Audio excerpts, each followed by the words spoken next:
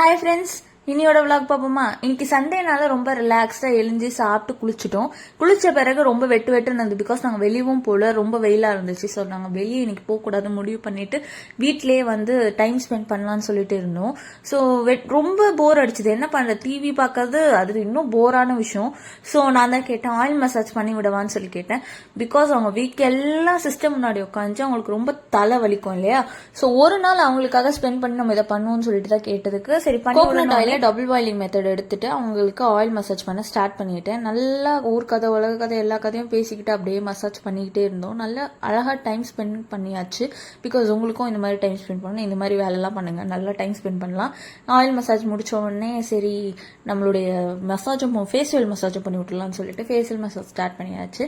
Start பண்ண உடனே என்ன பண்ற, இது என்ன அது என்ன, எப்ப ஏகப்பட்ட கொஸ்டின். உனக்கு தெரியலையா, கொஞ்சம் வாய் முடிட்டாச்சு இருக்கணும். எவ்வளவு கொஸ்டின் கேட்பீங்க சொல்லி தெரியாது எங்களுக்கு. நாங்க எவ்வளவுதான் எக்ஸ்பிளைன் பண்றது. உங்களுக்கு மசாஜ் பண்ண பார்ப்போமா இல்லாட்டி எக்ஸ்பிளைன் பண்ணிட்டு இருப்போமா.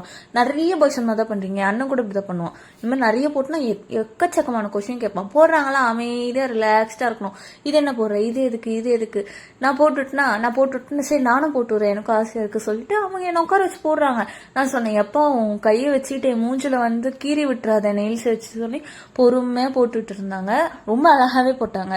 போட்டு முடிச்சுட்டு எங்க 2 பேரோட ஃபேஸ் இப்படிதான் இருந்துச்சு. அவங்களுக்கு ஆயில் மசாஜ் பண்ணியிருந்தோம் இல்லையா. ஸோ அதனால அவங்களுக்கு ஹேர் வாஷ் பண்ணோம். பட் ஆல்ரெடி நாங்கள் குளிச்சிருந்தனால சரி வா வாஷ் பேஷன்லேயே வச்சு உனக்கு ஹேர் மட்டும் வாஷ் பண்ணி விட்டுறேன்னு சொல்லிட்டு ஹேர் மட்டும் வாஷ் பண்ணி விட்டுட்டு நெக்ஸ்ட் ஈவினிங் ஆயிடுச்சு. ஸோ ஈவினிங்கில் டீ காஃபி பிஸ்கெட் எல்லாம் வச்சு சாப்பிட்டுட்டு எங்களோட சண்டேவே நாங்கள் இப்படி தான் வந்து ஸ்பெண்ட் பண்ணோம். ஸோ உங்களோட சண்டே எப்படி போச்சுன்னு சொல்லி கமெண்ட் செக்ஷனில் கமெண்ட் பண்ணுங்கள். அண்ட் இந்த வீடியோ உங்களுக்கு பிடிச்சிருந்தா லைக், ஷேர் அண்ட் சப்ஸ்கிரைப் பண்ணுங்கள். மறக்காமல் ஷேர் பண்ணிடுங்க. பாய்.